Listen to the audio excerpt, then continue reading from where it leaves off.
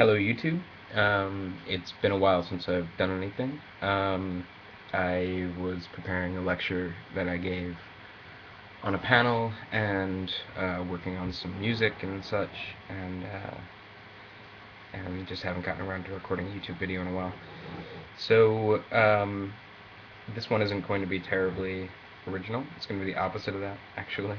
I'm going to read a passage from Derrida. It's from his essay, Faith and Knowledge, the two sources of religion at the limits of reason alone. I'm going to read a couple of the segments in here. I think it's really beautiful writing, and I'd like to uh, actually just upload more videos and end up reading the whole thing. I think it's a beautiful essay, and a really important essay for thinking through some of the issues of religion. Um, uh, so yeah, I'm just gonna start. Have a sip of my monkey coffee. His name is Caesar, by the way. Um, okay, faith and knowledge, the two sources of religion at the limits of reason alone. 1. How to talk religion, of religion. Similarly, of religion today. Excuse me, that was wrong. Let me start over. 1. How to talk religion, of religion, singularly of religion today. And how dare we speak of it in the singular without fear and trembling this very day? And so briefly and so quickly, who would be so imprudent as to claim that the issue here is both identifiable and new? Who would be so presumptuous as to rely on a few aphorisms, to give oneself the necessary courage, arrogance, or serenity? Therefore, perhaps one must pretend for an instant to abstract from everything, or almost everything, in a certain way. Perhaps one must take one's chance in resorting to the most concrete and most accessible, but also the most barren and desert-like of all abstractions. Should one save oneself by abstraction, or save oneself from abstraction? Where is salvation, safety? Parentheses. In 1807, Hegel writes, "Who thinks abstractly? Thinking abstract?" He begins by saying, and precisely in French, in order to translate the cry of that traitor who would flee, in a single movement, thought and abstraction and metaphysics like the plague. Close parentheses. 2. Save, to be saved, save oneself. Pretext for a first question. Can a discourse on religion be dissociated from a discourse on salvation? Which is to say, on the holy, the sacred, the safe and sound, the unscathed, the immune, and their alleged equivalences in so many languages. And salvation, it is necessarily redemption. Is it necessarily redemption before or after evil, fault, or sin? Now, where is evil, le mal? Where is evil today, at present? Suppose there was an exemplary and unprecedented figure of evil, even of that radical evil which seems to mark our time as no other. Is it by identifying this evil that one will accede to what might be the figure or promise of salvation for our time, and thus the singularity of the religions whose return is proclaimed in every newspaper? Eventually, we would therefore like to link the question of religion to that of the evil of abstraction, to radical abstraction.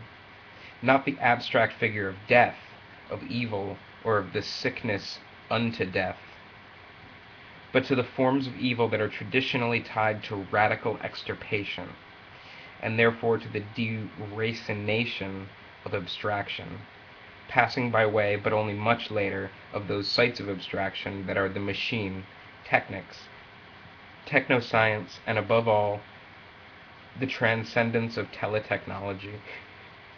Religion and the machine, religion and cyberspace, religion and the numeric, religion and digitality, religion and virtual space-time.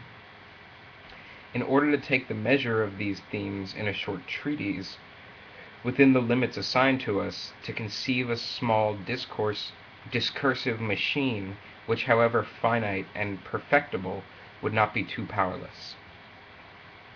In order to think religion today abstractly, we will take these powers of abstraction as our point of departure, in order to risk eventually the following hypothesis. With respect to all these forces of abstraction and of dissociation, deracination, delocalization, disincarnation, formalization, universalizing, schematization, objectification, telecommunication, etc. Religion is at the same time involved in reacting antagonistically and reaffirmatively outbidding itself.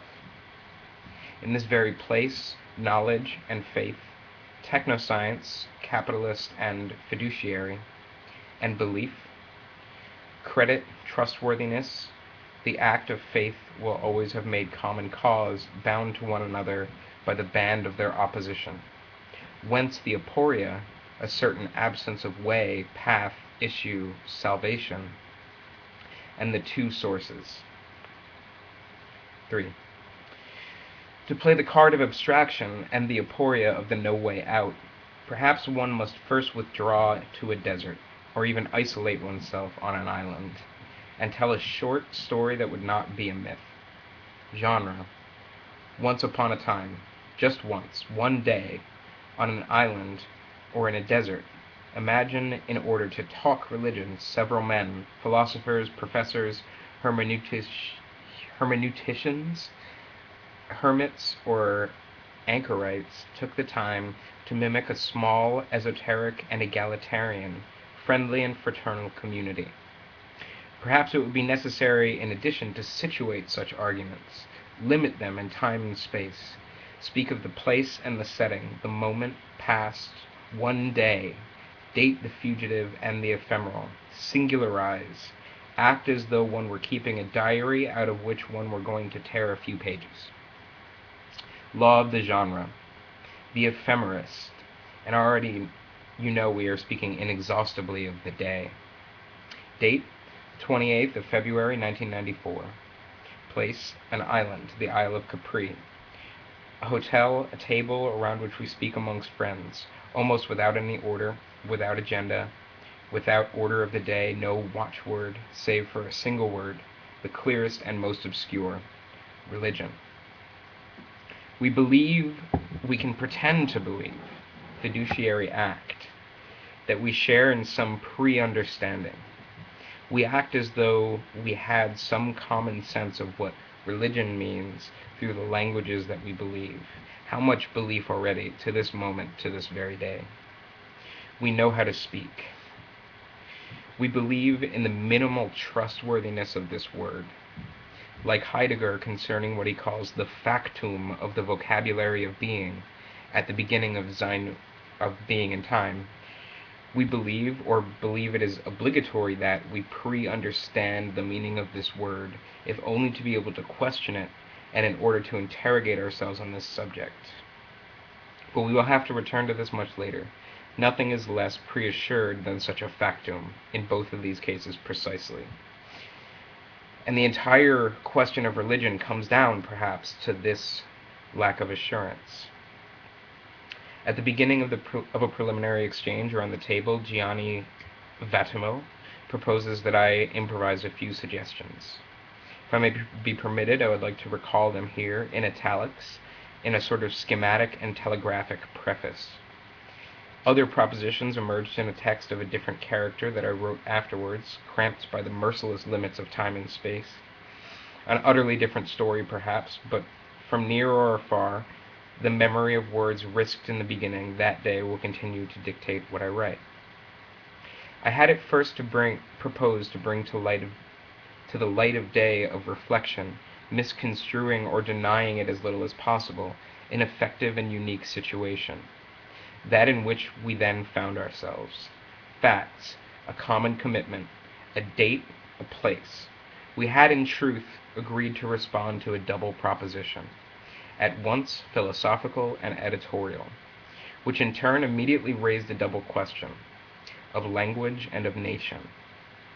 Now, if today the question of religion actually appears in a new and different light, if there is an unprecedented resurgence, both global and planetary, of this ageless thing, then what is at stake is language, certainly, and more precisely the idiom, literality, writing, that forms the element of all revelation and of all belief, an element that ultimately is irreducible and untranslatable, but an idiom that above all is inseparable from this social nexus, from the political, familial, ethnic, communitarian nexus, from the nation and from the people, from autochthony, blood and soil, and from the ever more problematic relation to citizenship and the state.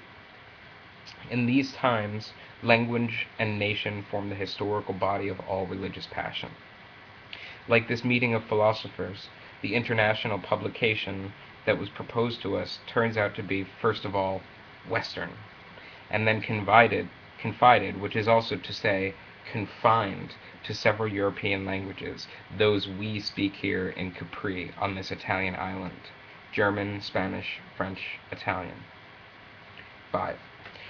We are not far from Rome, but we are no longer in Rome. Here we are literally isolated for 2 days, insulated on the heights of Capri, in the difference between the Roman and the Italic, the latter potentially symbolizing everything that can incline, at a certain remove from the Roman in general. To think religion is to think the Roman.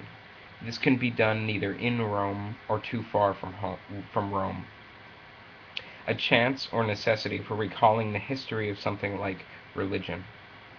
Everything done or said in its name ought keep the critical memory of this appellation.